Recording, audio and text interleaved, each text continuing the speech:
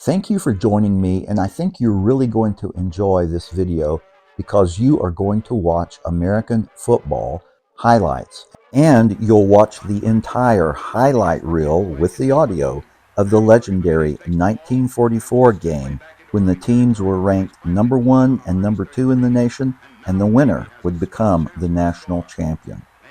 So I've never really gotten into this academy rivalry stuff. I was a Benning School for Boys graduate, a 90-day wonder, but I must admit, the history I'm going to share is fascinating. Enough of my blather. Let's begin. Navy started playing organized football in 1879 when first-classman William John Maxwell formed the Naval Academy's first team. The squad practiced before reveille and after drills against direct orders from the Academy superintendent who had banned the sport. By 1890, Navy needed a similar opponent, but Army didn't have a football team. When Navy requested a friendly game, Cadet Dennis Mahan Mitchie convinced West Point leadership to create a team. On November 29, 1890, the teams met at West Point for the first time.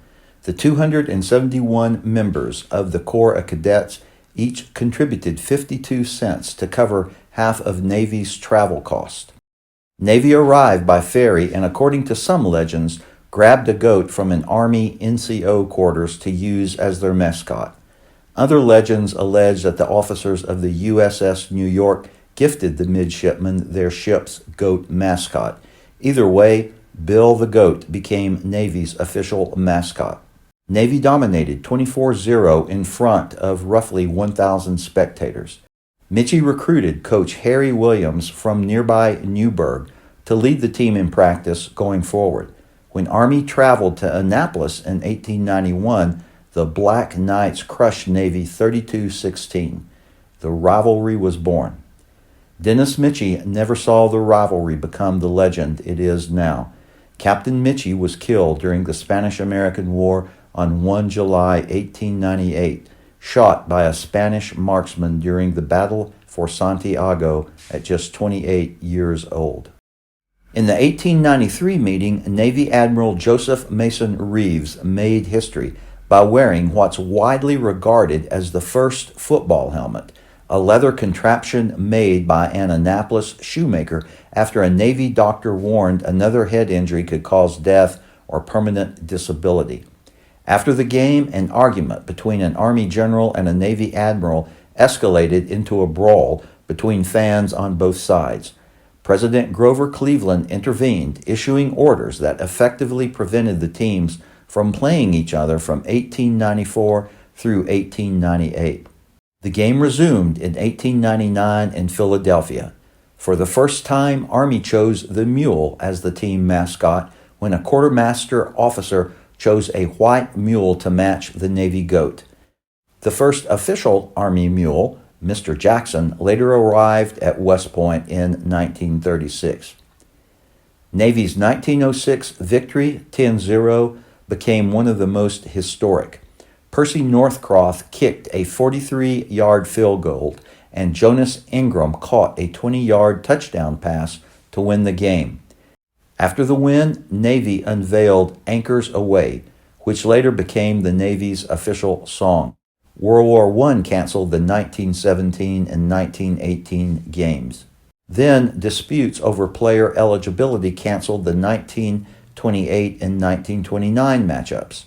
Since 1930, the rivalry has remained unbroken for 95 consecutive years.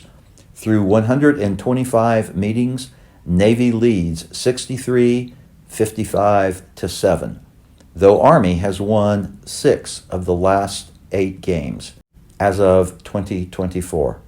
The 1912 Army team included halfback Dwight D. Eisenhower, who started 3 games before a career-ending knee injury against Tufts. The New York Times called him one of the most promising backs in Eastern football. Omar Bradley also played on that squad. Both belonged to West Point's class of 1915, later known as the class the stars fell on, for producing 59 generals. Bradley became a 5-star general and the first chairman of the Joint Chiefs of Staff.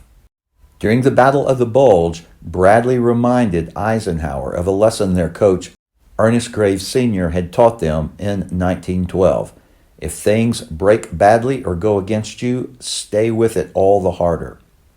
The 1912 team also included 6 other generals who would go on to achieve great feats in both world wars.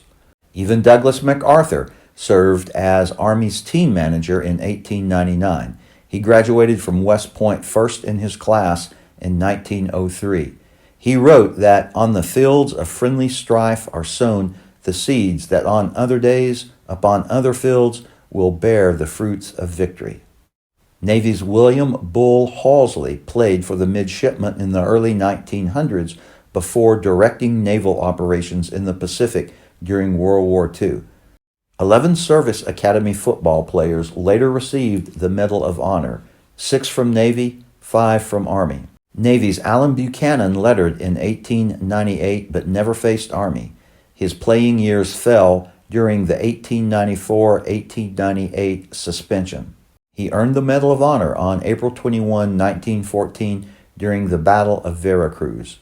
2 other Navy football players earned the award during the same Mexican campaign in April 1914.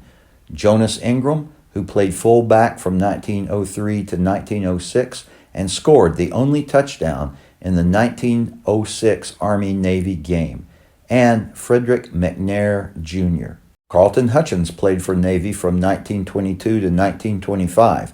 He received a Peacetime Medal of Honor in 1938 after staying at the controls of his damaged PBY-2 seaplane to give his crew time to parachute to safety off the California coast during training. Richard Antrim, a POW in the Dutch East Indies, saved a fellow officer's life by taking a beating meant for him. Harold Bauer, a Marine aviator at Guadalcanal, engaged an entire Japanese squadron alone and destroyed 4 enemy planes before his fuel ran out. Army's 5 recipients included Douglas MacArthur. Robert Cole led a bayonet charge across open ground near Carrington on D-Day. Leon Vance Jr. flew a crippled bomber back over the English Channel on one engine with his foot nearly severed.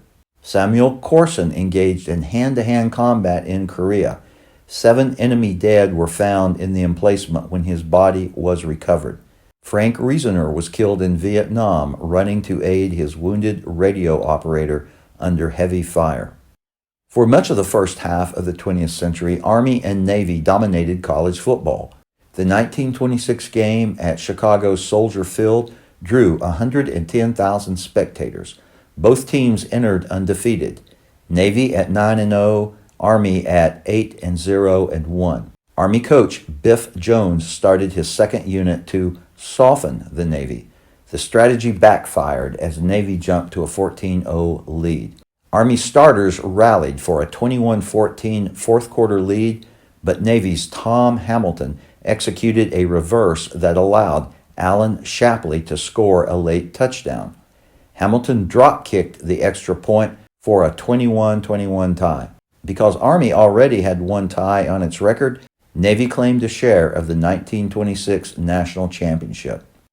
During World War II, the 1944 Army team had assembled what General MacArthur called the greatest of all Army teams. Led by future Heisman winners Felix Doc Blanchard and Glenn Davis, the Black Knights entered ranked number 1 while Navy stood at number 2. The December 2 game in Baltimore drew 70,000 fans for a war bond drive that raised over $58 million.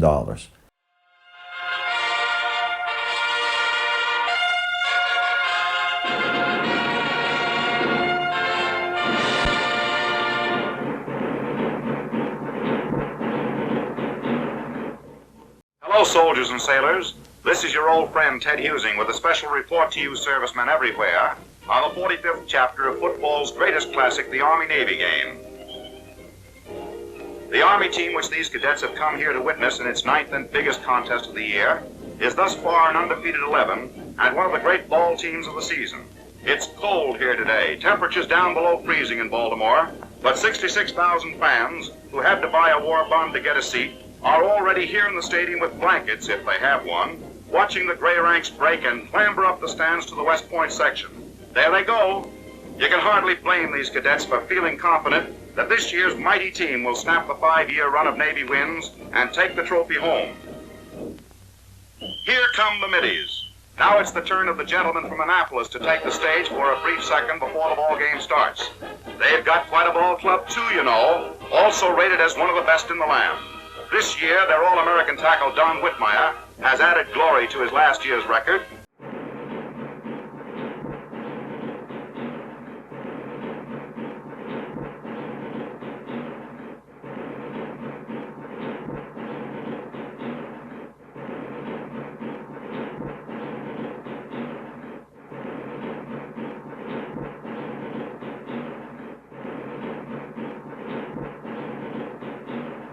And veteran Little Hal Hamburg has brought these blue-clad midshipmen to their feet 100 times already in beautiful broken field running.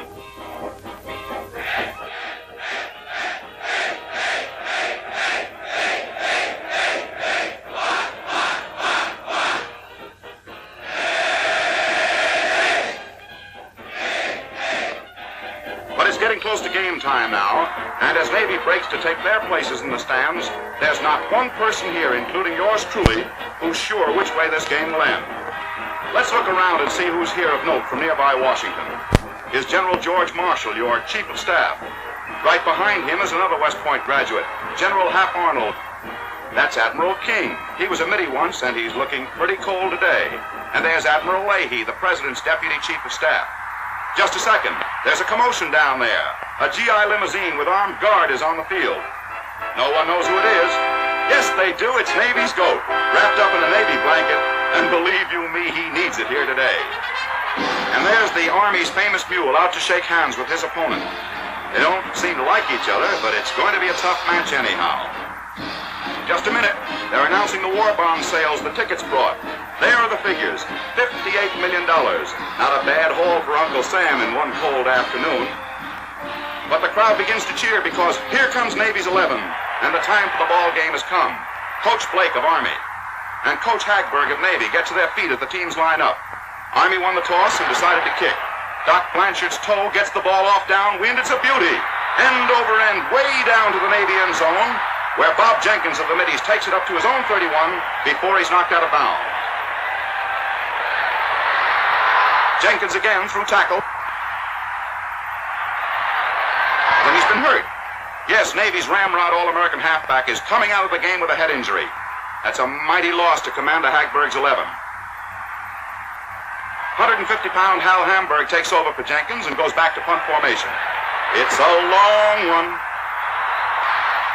Kenny gets the ball and hands it to Dale Hall. But wait a minute, it's a fumble, and Leon Bramlett of the Sailors has it. It's Navy's ball again.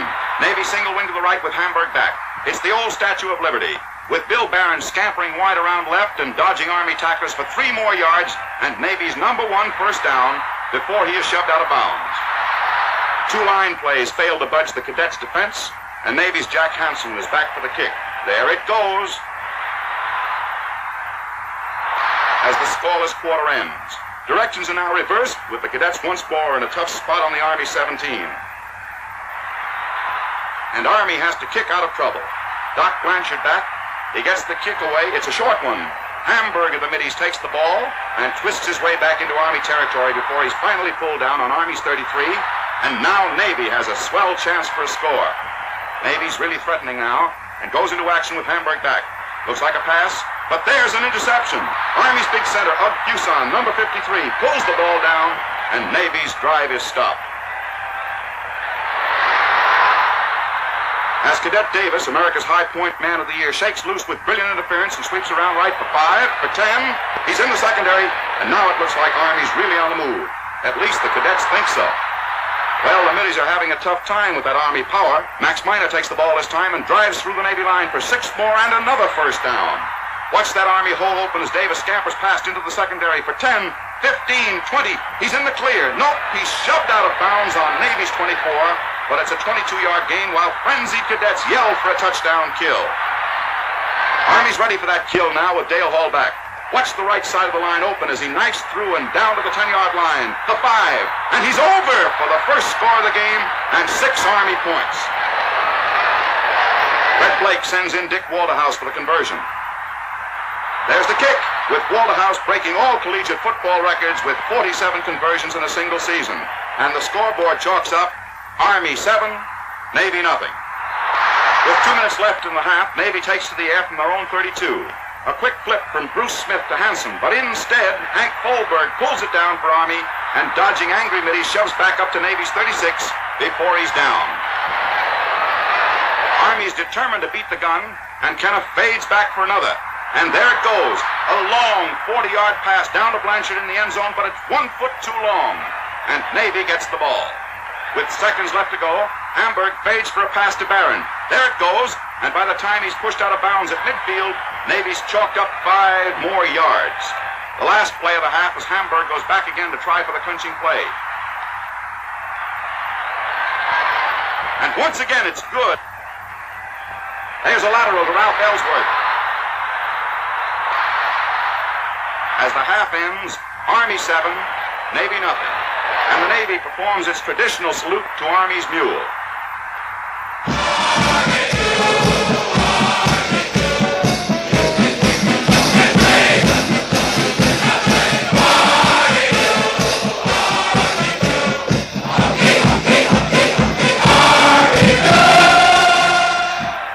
In the first play of the second half, it's Navy's ball on her 45.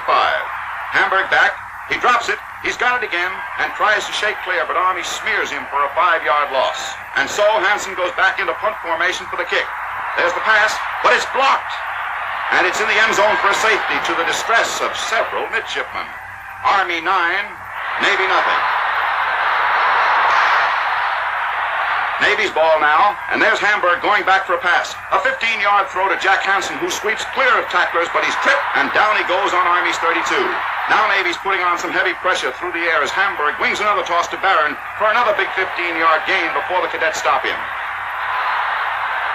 Hamburg again off to the right, and a jump into the air for a bullet toss down to Leon Bramlett, and Navy's almost over now. It's 1st and 1 yard to go for a Navy touchdown, and Army held them. The ball's about 5 inches short of a touchdown now, and cadet rooters stand in anxious silence, waiting for the next play. Here it is, Navy single wing to the right again. And the ball goes to Scott once more. This time he's over. It's a touchdown. And Navy's really back in that ball game. As Vic Pinos converts to bring the score to Navy 7, Army 9, while the Blue Stands go crazy. Army's determined to widen that 2-point lead now as Kenna hands the ball to Doc Blanchard. He's almost in the clear now. Just Hamburg between him and a score, but Hamburg nails him after a 20-yard Army gain. Army power cuts loose again as blocking around right shakes clear a path for Glenn Davis on an end around. Navy's back to the wall now as Canna gives the ball to Blanchard again. Watch the hole. He's through. He's in the open. And he's over. It's the second Army touchdown. Army 4th and 3 to go in midfield. There's the pass. It's Blanchard with the ball. And blocking clears him through for 6 more and a first down in Navy territory. Man in motion to the left. And Doug Kenna flips a quick lateral to Glenn Davis, sweeping wide with swell interference around left. And Bill Barron arrives too late to prevent another Army tally as Davis skids over for his 20th touchdown of the year and a score of 23-7 in Army's favor. Well, that's all, you guys. This has been a hell of a game and quite a fight. So long.